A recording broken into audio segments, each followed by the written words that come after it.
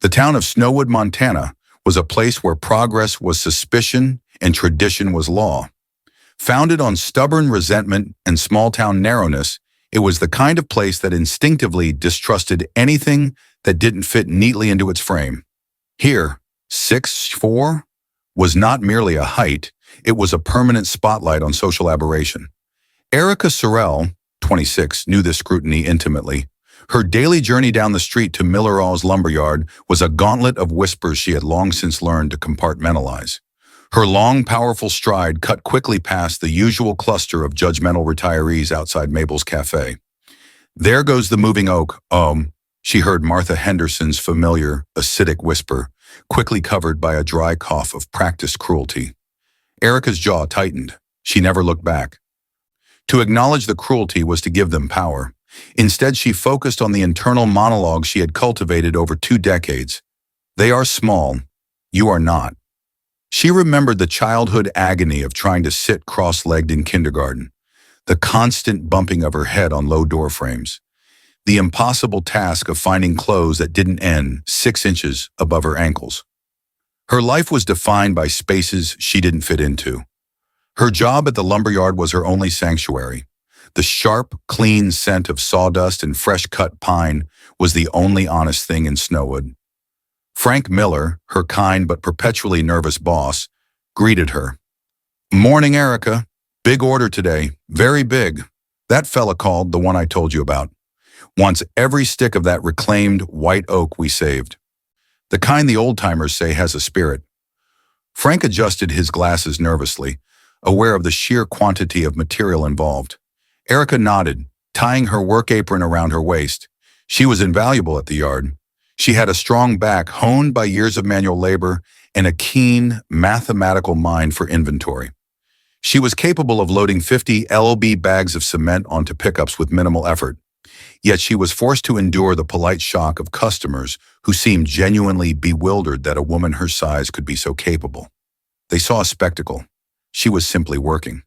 The morning was a monotonous symphony of inventory checks, the clatter of nails and the distant, lonely sound of her own footsteps.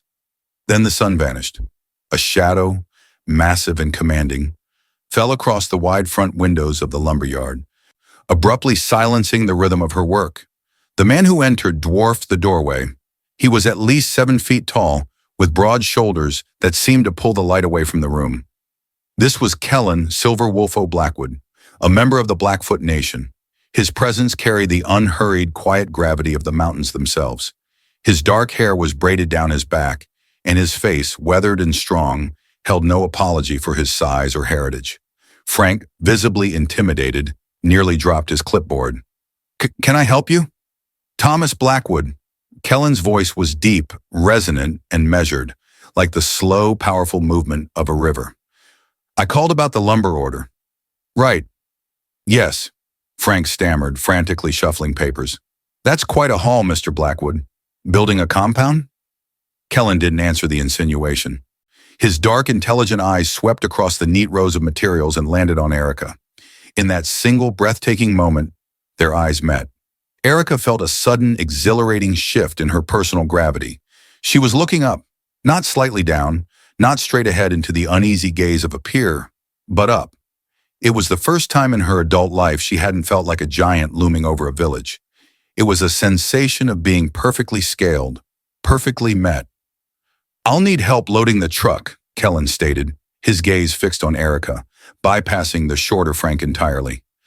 Frank opened his mouth, his typical excuse about Sophia's delicate nature rising in his throat. "I can help," Erica interjected, her voice firm, stepping forward. She was done being spoken for. Kellen gave a decisive, almost imperceptible nod. "I'd appreciate that." For the next 2 hours, they worked in a silence that felt heavier and more significant than any conversation. Kellen treated her with absolute respect, matching her pace and strength, never offering pity, never suggesting she was out of place. This lack of comment was the highest compliment she had ever received. They moved lumber with the efficiency of 2 dancers who knew the steps perfectly. It was during the final, most valuable load, the rare reclaimed white oak, that Erica finally spoke, her voice lower than usual. You're building something substantial, she observed, and with that oak, something with deep roots. A house, Kellen replied, his hands knotting the ropes with practiced ease. For someone who deserves a place to stand tall. He didn't elaborate further. He climbed into his enormous pickup, gave her one final intense look that seemed to hold volumes, and drove away, leaving Erica standing amidst the sawdust, reeling from a mix of shock and a strange, thrilling sense of recognition.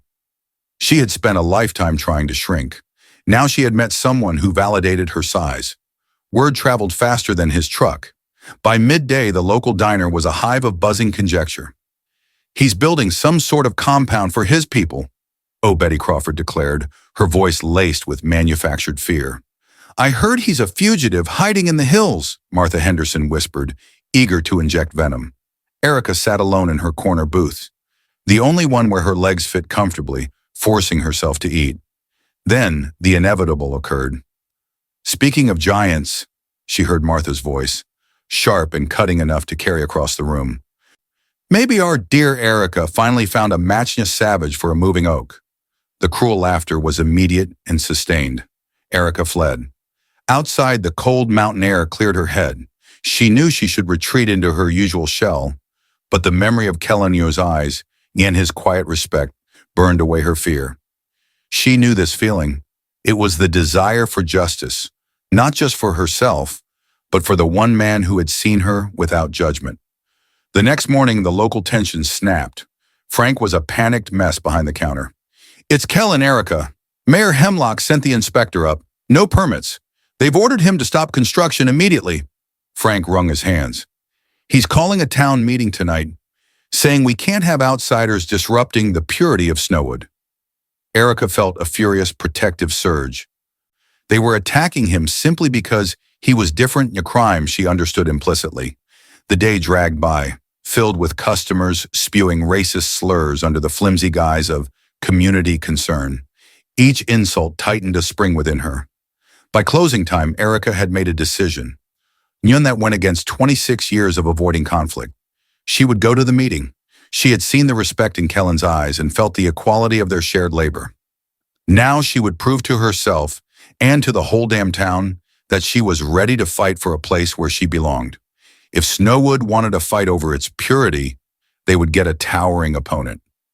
Erica Risher's decision to attend the town meeting felt less like an act of defiance and more like stepping onto an electrified stage. The moment she walked into the community center, her height wasn't just physical, it was political. Every nervous cough, every whisper, every turning head was a brick added to the wall of isolation that had defined her life. Mayor Victor Hemlock wasted no time. Sweating under the fluorescent lights, he paced before the audience, a miniature tyrant demanding conformity. We cannot allow these people, these outsiders, to undermine the very foundations of Snowwood. Permits are not suggestions. They are the guardians of our way of life, he yelled, leaning into the word outsiders with palpable disgust. He presented a fabricated narrative of unchecked construction and impending chaos, claiming Kellen Blackwood was building some kind of large, non-residential structure that threatens local property values and, frankly, the purity of Snowwood's character. When Hemlock paused, smugly anticipating applause, Erica stood up. Her voice, usually quiet and reserved, was firm, echoing with an authority born of absolute moral clarity. What exactly are the safety concerns, Mayor? Erica challenged, her frame dominating the center of the room. He bought every stick of lumber from Frank Miller O's yard. It's residential construction. You're not concerned about safety. You're concerned about difference. A shocked silence fell. People shifted uneasily. They were used to Erica being silent, enduring their jokes. They were not prepared for her to wield their hypocrisy like a weapon. Hemlock's face flushed scarlet. Miss Sorrell, I advise you to sit down. You are hardly an unbiased party given your current affiliation.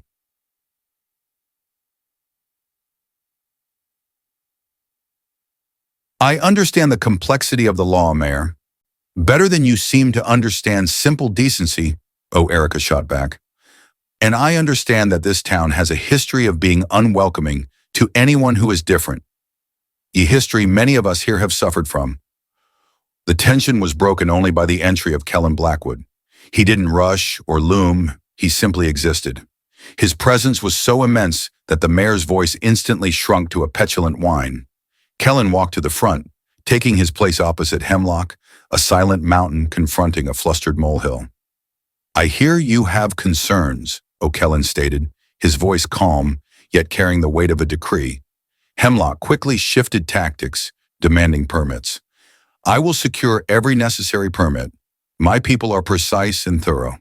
It may take longer because of your obstructions, but it will be done," O'Kellen promised. His dark eyes found Erica Warner's, sharing a silent promise of solidarity. "But I will not be stopped. I am building a house for someone who deserves a place to stand tall." Then Kellen dropped the final gauntlet. "Due to the public scrutiny this town has inflicted, I am taking an extra step. I will appoint a construction steward and a representative of the community to oversee the project's adherence to code. They must be present for every inspection." He paused, looking directly at Erica. "I need a foreman, someone who understands structure and knows the terrain. Are you still available?" Erica felt a surge of adrenaline. This wasn't just a job. It was a public act of faith. "I'm available." Kellen nodded once, turning his back on the speechless mayor. He stopped only when he reached Erica. 2 weeks' notice for Frank. We start right after." The moment Erica confirmed she was leaving Millerose to work for the Blackfoot giant, the town's prejudice boiled over. She became Snowwood's official trader. The final 2 weeks at Miller's were a study in toxic isolation. Customers avoided her aisle, speaking to Frank only. Whispers followed her, now sharper and more racialized than before. Someone keyed "race trader" into the paint of her small battered car. Another left a crudely drawn stick figure of her next to a caricature of Kellen, labeling her squaw lover. This barrage of hatred was designed to break her spirit, to remind her that her freedom was conditional on their approval. But it had the opposite effect. It solidified her purpose. Every cruel joke reinforced the fact that Kellen's Project UI House of Acceptance was a desperate necessity. Finally, she was on the mountain. The air was clean, scented with pine and the fresh, earthy aroma of turned soil. The lumberyard was anxiety. The mountain was sanctuary. Their days began at sunrise and were built around the profound, shared language of manual labor. Kellen was a master craftsman, his movements efficient and ancient. He taught her to read the grain of the wood, to listen to the house as it took shape. Crucially, their communication deepened through their tools. When they first worked, the sound of the saw was dissonant. Erica's modern electric circular saw was a high-pitched, anxious whine sound of rushing to escape the town. Kellen Yu's old-fashioned handsaw made a slow, rhythmic, grinding shh, shh, the sound of something settling down, taking root. As the days turned into weeks, their movements and their tools began to synchronize. Erica learned to slow her cuts, making them more deliberate. Kellen occasionally used her power tools, respecting their efficiency. The combined rhythm of their sawing became a beautiful, powerful duet. The sound of two people creating something lasting, finding their footing not just in wood, but in each other's lives. It was the sound of a home being built. One chilly evening, sitting on the cabin porch, the conversation drifted from blueprints to the past. Kellen shared his pain first, speaking softly of his wife, Lilith, a woman barely 5 feet tall, who taught him that true strength lay not in size but in defending the lonely. "We couldn't have children," Kellen said, his voice raw with residual grief. "She said maybe our purpose wasn't to raise our own, but to ensure others found a place to belong. When I saw how this town treated you, the coldness, the constant shrinking, I understood. I saw myself in your isolation." He told her of his own childhood, how his size made him a target, how his power was always interpreted as aggression. 7 feet tall and Blackfoot, you don't fit anywhere in the white world, and you're too big to hide in your own. Erica, in turn, confessed her deepest, most guarded fear. "I always dreamed of having a family, but I thought it cruel to bring a child into the world with a mother like Minto, sentenced them to constant staring and whispering. To know their mother was always the joke. Children adapt, Kellen countered gently, reaching out a hand, resting it momentarily on the thick muscles of her forearm. And they love unconditionally. You see the weakness of this world, Erica, but you fail to see your own strength to shield what you love. You've been shielding yourself for too long. The house itself was becoming a testament to thoughtful design. The 12-foot ceilings, the wide doorways, the counters designed perfectly for a tall, cook in every detail, resonated with the phrase, "You belong here." One afternoon, while installing a massive structural beam intended for the living room archway, they discovered a flaw. A section of the precious, reclaimed white oak was riddled with termite damage, rendering it structurally unsound according to the code Erica was meant to enforce. "We have to replace it," Erica said regretfully, consulting her plans. "It won't pass inspection." Kellen shook his head. "No, that wood was meant for this house, its journey, its flaws. It belongs here." He brought out his traditional carving tools. He didn't try to hide the wormholes, instead he incorporated them. He meticulously carved an intricate design and depiction of a powerful oak tree enduring a furious storm. The wormholes became the rough, authentic texture of the bark. The damaged grain became the stress lines of the enduring wood. "We don't need to hide the wound, Erica," Kellen said, his dark eyes fixed on her, delivering the profound emotional thesis of their relationship. "We just need to make the flaw part of the strength." The statement hit Erica with the force of absolute truth. He wasn't just fixing a beam, he was offering her a framework for her entire identity. That emotional clarity was immediately tested. As the sun began to set, casting long, dark shadows over the half-built house, a loud, violent cracking sound echoed from the base of the construction site. Erica and Kellen rushed out to find two crude supports for the main porch frame had been sawed through. 3 local men, led by Derek Caldwell, the mayor's aggressive son, stood nearby, reeking of cheap whiskey and malice. "Just sending a message, freak," Derek spat at Kellen. "This isn't your land. Get out now before the next accident is permanent." Kellen moved instantly, not aggressively, but protectively, positioning his massive frame between the saboteurs and Erica. He didn't throw a punch. He moved to intercept Derek, who lunged with surprising speed. In the struggle, Kellen accidentally knocked one of the men down a small embankment, who landed awkwardly, letting out a sharp cry of pain, "Ya cracked arm." Before Kellen could fully stabilize the remaining porch frame, the flashing lights of sheriff's vehicles appeared on the dusty road. Mayor Hemlock had been waiting, armed with a pre-written complaint accusing Kellen of assault and disturbing the peace. The sheriff, a nervous man named Deputy Vansignan, obvious Hemlock ally, placed Kellen in cuffs. "Kellen Blackwood, you're under arrest for battery." As they led Kellen away, his hands painfully large against the steel restraints. Erica saw the depth of his pain. It wasn't the cuffs that hurt him. It was the familiarity of the crushing injustice. Erica sprang into action. The fear was gone, replaced by incandescent rage. She stood tall before the deputy, her knowledge of the project becoming her armor. She produced Kellen Yu's recently expedited permits, pointing fiercely to the fresh, deliberate sabotage marks on the porch frame. "He was defending his property, Sheriff." Erica's voice was a roar, echoing off the mountains. "The law is clear. Self-defense on private property, and you know who the true assailants are. You arrest him, you arrest the victim. This is blatant harassment." The deputy was flustered. Bound by the legal paper Erica provided and unable to dismiss her factual defense of the property, he was forced to release Kellen on the spot, citing lack of conclusive evidence for the assault. Kellen was released, but the damage was done. Snowwood had its evidence of the savage's violence, and the stakes were now life and death. The next morning, Erica's hands were still shaking as she repaired the porch frame with new, unblemished wood. She found a small, beautifully carved wooden Bernia gift from Kellenian, her cabin table, a silent thank you. She knew she had won a legal battle, but the exhaustion and the terror of social isolation were overwhelming. That evening, just as the cold, clear stars began to appear over the Snowwood peaks, a knock came on her cabin door. Standing there was her Aunt Agnes, impeccably dressed and radiating judgment. Agnes hadn't come to comfort her. She had come with an ultimatum.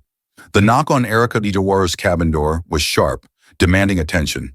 It wasn't the tentative rap of a neighbor, it was the imperious summons of family obligation. Standing in the cool evening air was Aunt Agnes, dressed in city cashmere, her sharp eyes assessing the rustic cabin with unconcealed distaste. Agnes was Erica's only living close relative, and she wielded familial concern like a scalpel. Erica Marie Sorrel, Agnes began, bypassing greetings entirely. What in God's name is this madness? The whole state is talking about you. Taking up with an Indian in the mountains, living in sin, fighting with the mayor's son. You have disgraced your mother's memory. Erica felt the familiar, toxic sting of shame, magnified tenfold by the events of the last 24 hours. I am working, Aunt Agnes. We are staying in separate cabins, and I am defending myself. Defending what, dear? Agnes purred, stepping inside without invitation, her heel clicking harshly on the cabin's wooden floor. Defending your foolish desperation? We both know why you're here. You've always been different. We worried you'd never find a decent man willing to overlook your irregularities. Agnes paused, letting her words sink in before delivering the primary strike. But throwing yourself at the first savage who shows you attention? The family is worried about your inheritance. There are legal questions about your capacity to make sound decisions, given this lifestyle. The mention of her inheritance and her capacity was a calculated, brutal blow, targeting the deep-seated fear that her physical difference had rendered her unfit for a normal life. Get out, Erica said, her voice low and dangerous. Agnes ignored her, moving to the window to gaze out at the skeletal frame of Kelleno's construction. Look at that. He is building you a cage, Erica. A very tall, very remote cage, where nobody can judge him for taking advantage of a desperate, freakishly tall girl. He was using your loneliness. Agnes leaned in, lowering her voice conspiratorially. I have a solution. Come back to Billings. I'll help you sell the apartment, transfer the remainder of your trust. We can put this behind us. Find you a suitable, quiet job, maybe a quiet life. Don't throw away your future for this man and this folly. My mother loved me exactly as I was, Erica choked out, fighting back tears fueled by exhaustion and rage. Your mother worried for you constantly, Agnes countered, seizing the advantage. She worried you'd be alone, but she never imagined you'd sacrifice your name for a temporary comfort. Mark my words, Erica, this will end badly. You are fooling yourself into thinking this can ever be normal. Erica felt a terrifying internal fissure. Was she fooling herself? Was the love of Kellen, the equality she felt in his eyes, merely an illusion constructed by her own profound need? Get out, Erica roared, her shout echoing across the mountainside, finally shattering the fade of control. Agnes, stunned by the sheer volume of her niece's rage, retreated quickly. You've made your choice, she hissed, clicking out the door and speeding down the mountain road, leaving Erica trembling, paralyzed by the sudden, overwhelming doubt. Erica slumped onto the porch steps. Agnes had planted the seed of fear, the ultimate doubt. Was Kellen acting out of pity? Was she simply so desperate for a place that fit her, she'd ignore every warning sign? When Kellen returned an hour later, his expression darkened instantly upon seeing her face. He immediately sensed the invasive poison of judgment Agnes had left behind. Erica confessed everything. The accusations, the talk of inheritance, the terrifying question of whether she was merely desperate. Kellen listened without interruption. His eyes, usually calm, held a fire that was not anger, but absolute resolve. She owns wrong, he stated simply, about all of it, but she used right about one thing. You must choose freely. He walked over to his workbench and returned, not with a tool, but with a pristine set of architectural drawings. The final detailed blueprints of the magnificent house. The house is almost finished, Erica, Kellen began, his voice taking on the profound weight of a sacrifice. This structure, every foot of it, belongs to you. It is the best work of my life. He laid the plans on the table. But I have seen what this town and your family is willing to do. I will not let this house become your cage, built by the guilt of your own desperation. Erica watched, horrified, as he picked up a pen and drew a decisive, heavy line across the title block. I have decided, Kellen announced, his resolve steady. If after the house is complete, you still feel a single shred of doubt, if you think this is built on pity or desperation, I will immediately sell it.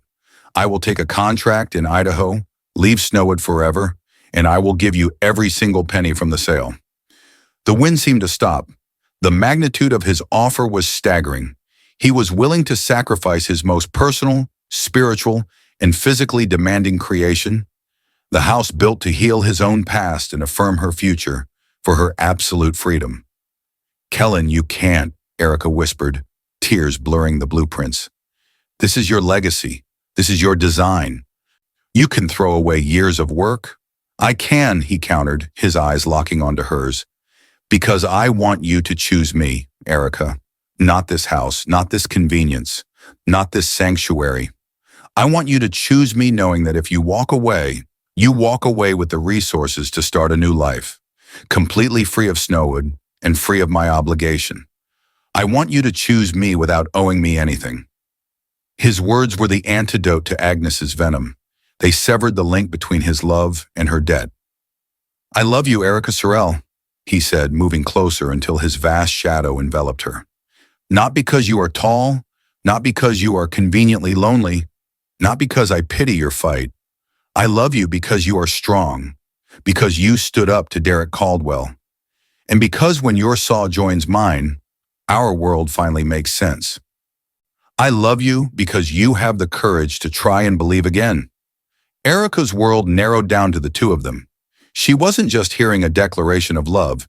She was hearing an affirmation of her own intrinsic worth, delivered by a man willing to sacrifice his entire future for her independence. I don't need the money, Erica whispered, reaching up to touch his weathered face. I need you. Kellen's smile transformed his face, chasing away the shadows of his past. Then let me make it official. He knelt. He didn't drop to one knee. He lowered his immense body into a full, deep crouch amidst the sawdust and shavings of the construction site. It was an act of profound humility and dedication. I know it's fast, and I know it's complicated, he said, his deep voice rich with certainty. But some things don't need time to be true. Will you marry me, Erica Sorrell? Will you build this life with me? He didn't pull out a diamond ring. Instead, he reached into the breast pocket of his work shirt and withdrew the small piece of carved wood, the smooth, ancient, reclaimed white oak he had saved from the first load. The piece he referred to as the spirit of the mountain. He had carved it into a simple, beautiful amulet. This is the spirit of the mountain. It belongs to the one who is the strongest, he murmured, his thumb running over the grain. Erica felt the dam break. Tears streamed down her face, not of sorrow, but of perfect, overwhelming joy. Yes, she whispered, her voice barely audible over the beating of her own heart. Yes, I will marry you. Kellen rose, pulling her into an embrace. He was so tall, so perfectly formed to her, that for the first time, their kiss was not a struggle or an adjustment. Their lips met effortlessly. Their embrace was framed by the colossal wooden archway of the living room, the future entrance to their home. Their shadows merged into a single, towering column against the setting sun. They stood shoulder to shoulder, eye to eye, two giants finding perfect equilibrium. The constant, anxious rhythm of the electric saw was silent. Only the gentle, comforting shh of Kellenya's ancestral handsaw seemed to echo in her memory. Now, the sound of their shared heartbeat. Their engagement was instantaneous fuel for Snowwood Bayer's gossip fire. The malicious whispers intensified, transforming their story from a scandal into a potential social crisis. The town was now irrevocably split. Those who saw a beautiful victory for love, and those who saw a betrayal of community standards. The very next day, a notice was delivered to the site. Mayor Hemlock, furious that his legal obstacles had failed, was escalating the attack. He was invoking the ancient Snowwood charter law that Kellen had challenged earlier. The house would be subject to the mandatory public quality check-up, public town meeting held at the construction site itself. Every town member would have the right to vote on whether the structure harmonized with the town's spirit. Kellen looked at the notice, then at Erica. They're not just voting on the house? Oh, he said, his voice grim. They're voting on us. Erica stood beside him, her hand gripping the piece of oak. She was no longer afraid of the town. Then let us give them a spectacle worth talking about, Kellen. Let us show them what acceptance looks like. The final week leading up to the public quality check was a gauntlet. Mayor Hemlock had succeeded in painting the event as a democratic defense of Snowwood's identity. He framed the vote not just as an inspection of the structure, but as a referendum on Kellenian by extension, on Erica Rivermer's loyalty to her own kind. Erica and Kellen worked frantically, putting finishing touches on the home. They installed the colossal hand-carved front door made from the remaining pieces of reclaimed white oak final, silent message of defiance. The repetitive, rhythmic shh of Kelleno's handsaw was now a comforting mantra, a sound of absolute certainty in the face of the town's uncertainty. On the designated afternoon, the atmosphere on the mountain was electric. A long line of dusty vehicles, mostly townsfolk, dressed in their Sunday best and radiating suspicion, snaked up the winding road to the construction site. Mayor Hemlock arrived in a pristine black sedan, clipboard in hand, flanked by Deputy Vance. "We are here today," Hemlock announced, adjusting his tie, "to ensure that this structure, built by an individual with questionable regard for our community's standards, harmonizes with the spirit of Snowwood." Erica and Kellen stood together on the front porch, shoulder to shoulder. Erica, dressed in clean work jeans and a simple leather vest, looked like the proud owner she was about to become. The inspection began. Hemlock, eager to find fault, started citing minor violations that had already been approved by county inspectors. He pointed to the exposed oak beam with Kelleno's carving of the enduring oak tree. "This is unacceptable. This is unprofessional," Hemlock sputtered. "These carvings, this intentional exposure of flawed material, yet is an eyesore. It's not standard." "It passed the structural engineering review," Erica countered, stepping forward. "The flawed material was reinforced, and the carving is artistic. This house exceeds code in every structural dimension." Hemlock ignored her, turning to the crowd. "He has built a monster. This towering structure doesn't blend. It mocks the homes of our ancestors." The crowd began to murmur in agreement. Derek Caldwell, positioned near the front, shouted, "Vote it down! Send them both packing!" Just as the vote was about to begin, a low, powerful rumbling filled the air. It wasn't the sound of trucks. It was the sound of dozens of vehicles arriving at once. Older, sturdy trucks, many decorated with symbols and carvings Erica didn't recognize. A large delegation of Blackfoot elders, family, and community members arrived from the nearby reservation. They were dressed in traditional clothing mixed with modern attire, moving with the same quiet dignity and strength Kellen possessed. They formed a silent, powerful semicircle around the Snowwood townsfolk, effectively neutralizing the hostile crowd. Leading them was an elderly woman, dressed in a shawl of deep blues and silvers. Kellen's aunt. Kellen's aunt stepped forward and spoke in a clear, strong voice, first in the Blackfoot language, then in English. "This man, Kellen, built this house with his own hands and the wood of the earth," she declared, her eyes fixing Mayor Hemlock. "You look for flaws in the wood. We see the spirit of the craft. This is not just a house. It is a work of Blackfoot contemporary architecture. It honors the land with its strength and honors the community it serves." The Snowwood townsfolk were stunned into silence. They were prepared to argue about permits and property values. They were wholly unprepared to argue about cultural heritage and architectural meaning. Kellen stepped forward, his eyes sweeping over the crowd, his people and the people who had rejected him. "You asked if this house harmonizes with the spirit of Snowwood. It does not harmonize with your prejudice. It harmonizes with the courage and the endurance required to live in these mountains." He placed his hand firmly on Erica's shoulder. "This house was built for a woman who was mocked for her size, for her difference. Every high ceiling, every wide door, every strong beam is a rejection of the smallness and the cruelty you have inflicted. This house is a testament to the fact that when you stop hiding your wounds and turn your flaws into strength, you build something unbreakable. Mayor Hemlock, defeated by the cultural authority and the sheer numbers of the Blackfoot delegation, frantically tried to regain control. This is not about culture, this is about the vote. But the moment had passed. The presence of Kellen Yu's community had shamed the Snowwood voters. The silence was now one of uncomfortable guilt. The formal vote proceeded, but the outcome was inevitable. Swayed by the visual argument of strength and the moral weight of the Blackfoot presence, the House passed with a narrow but decisive margin. The House was legally sanctioned. The vote for acceptance had passed. The crowd dissipated quickly, leaving behind only the Blackfoot community, who offered their blessings and left as quietly as they had arrived. As the sun began to set, casting long, peaceful shadows over the finished home, Kellen and Erica stood alone on their porch.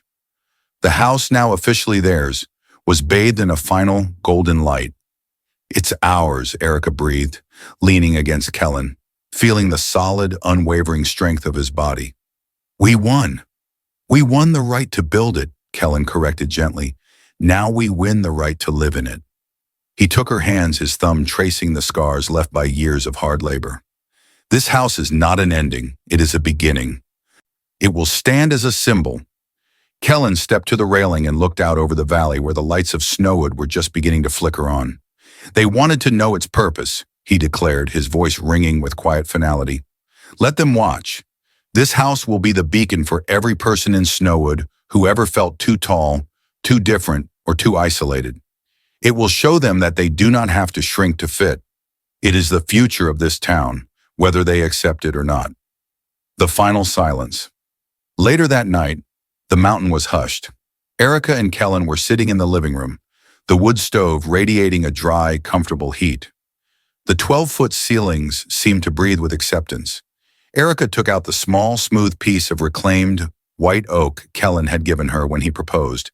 She took a small carving tool. "We need to mark this," she said. "Not just the house, the promise." She began to carve slowly and deliberately, etching their initials into the wood, ES plus KB. She worked until the carving was deep and perfect. Kellen watched, then took the piece of wood. He etched a final mark beneath their initials, the tiny, beautiful symbol of the enduring oak tree he had carved into the structural beam, a symbol of turning flaws into strength. The sound of the saw, which had defined the labor and the tension of their courtship, was gone. The work was over. The silence that remained was not the oppressive, empty silence of her past isolation. It was a warm, profound stillness, the sound of peace, of two hearts finally finding their perfect rhythm. Erica looked up at Kellen, now her fiancé, in their home. The years of hiding, of crouching, of whispering were over. They were home. They were Erica and Kellen. He leaned down, not far, just enough for their lips to meet.